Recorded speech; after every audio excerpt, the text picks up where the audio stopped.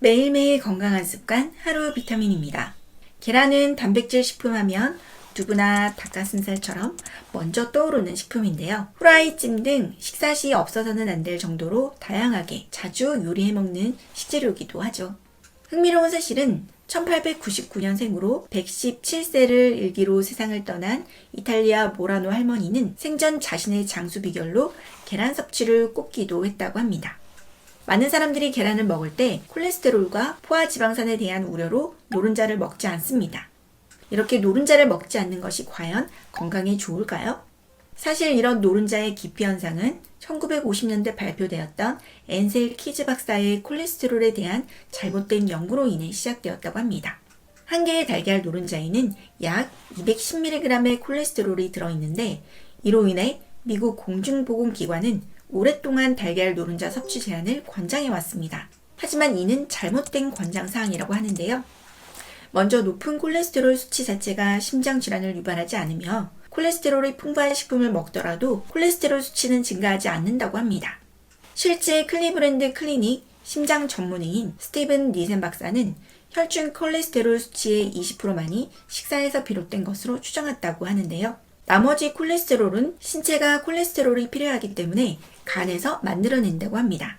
또 사우스캐롤라이나 주의 성인 대상 설문조사에 따르면 혈중 콜레스테롤 수치와 보통 우리가 알고 있는 몸에 안 좋은 음식인 동물성 지방, 버터, 베이컨, 치즈 섭취 등은 상관관계가 없는 것으로 나타났다고 하네요. 특히 계란에 대해서는 매주 6개의 달걀을 섭취해도 뇌졸중 또는 허혈성 뇌졸중 등의 위험이 증가하지 않는 것으로 나타났습니다. 콜레스테롤이 세포벽 내에서 중요한 역할을 한다는 것은 많은 분들이 알고 계실 텐데요. 연구에 의하면 콜레스테롤의 또 다른 중요한 기능은 바로 내부 단백질과의 상호작용이라고 합니다. 우리 두뇌는 체내 콜레스테롤의 25%를 차지하고 있는 기관으로 시냅스 형성에 중요한 역할을 담당합니다.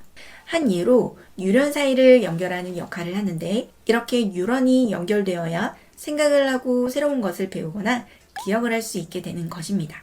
영양과학 분야의 박사인 크리스 마스터존은 이렇게 말합니다.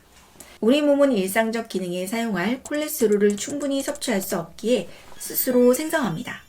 하지만 우리가 콜레스테롤이 풍부한 음식을 섭취할 경우 신체는 생산량을 줄이게 됩니다.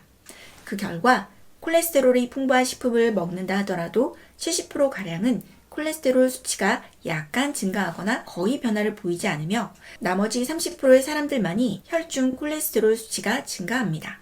그럼에도 불구하고 연구자들은 식이성 콜레스테롤 섭취와 심장질환 위험 사이에 명확한 관계가 있음을 밝혀내지 못했습니다. 즉, 콜레스테롤 수치가 높아진다고 해서 꼭 건강이 나빠지지는 않는다는 것입니다. 박사의 말을 들어보면 우리가 생각하던 것처럼 콜레스테롤에 대해 크게 신경 쓰지 않아도 되는 게 아닌가 하는 생각이 드네요. 실제 미국의 식단 가이드라인은 2010년에는 콜레스테롤이 풍부한 식품을 줄여야 하는 식품 및 식품 성분으로 기재하고 있었지만 최근 가이드라인에서는 이러한 공고를 제거했을 뿐 아니라 오히려 달걀 노른자를 핵심 단백질 공급원으로 추천하기도 했다고 합니다. 하버드 의과대학 부교수인 루크두제 박사 역시 심장질환과 계란에 대한 연구에서 식이성 콜레스테롤이 높은 수치의 혈중 콜레스테롤로 연결되지 않는다고 말했습니다. 달걀 노른자를 섭취할 경우 우리가 얻을 수 있는 이점은 다음과 같습니다. 우선 두뇌 발달에 중요한 역할을 하는 비타민 B인 콜린 섭취가 가능한데요. 이 성분은 근육 조절과 기억력에 작용하는 신경 전달 물질인 아세틸콜린의 전구체로 세포막의 건강에도 중요하며 항염증 성분을 함유하고 있습니다. 만약 콜린 수치가 낮을 경우 무기력증이나 기억력에 문제가 있을 수 있는데요. 이 성분은 신체가 자체적으로 합성하는 양이 낮기 때문에 음식을 통해서 섭취해줘야 합니다. 다음으로는 루테인과 제아잔틴입니다. 제아잔틴은 망막에서 발견되는 항산화 카로티노이드로 신체에서 생성되지 않기 때문에 역시 음식물 섭취를 통해서 흡수가 가능합니다. 그렇다면 계란의 효능을 좀 더 극대화할 수 있는 방법은 없을까요? 계란과 토마토를 같이 섭취해주면 계란에 부족한 비타민C와 식이섬유가 보충되기 때문에 아주 좋은데요. 특히 항암 효과가 뛰어난 것으로 알려진 토마토의 라이코펜 성분은 열을 가해 조리하면 흡수율이 5배나 높아지기 때문에 계란과 함께 조리해서 먹으면 더욱 좋은 효능을 볼 수 있습니다.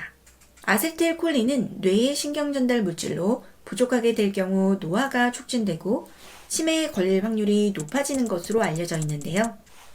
아세틸콜린이 풍부한 새우와 계란을 같이 먹을 경우 노화 방지에 좋은 효능을 보실 수 있습니다.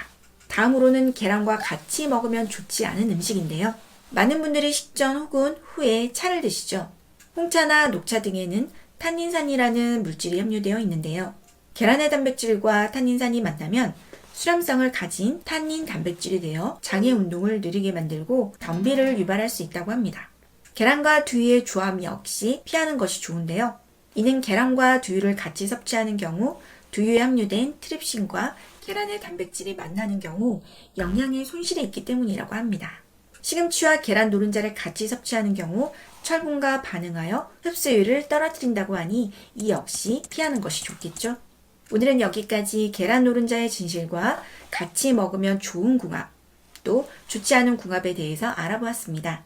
오늘 내용 유익하셨나요?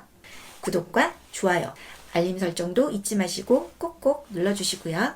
이 영상이 도움되셨다면 주위 분들에게도 널리 이 영상을 공유해주세요. 그럼 저는 다음에 더 유익한 내용으로 다시 찾아뵙도록 하겠습니다. 시청 감사합니다.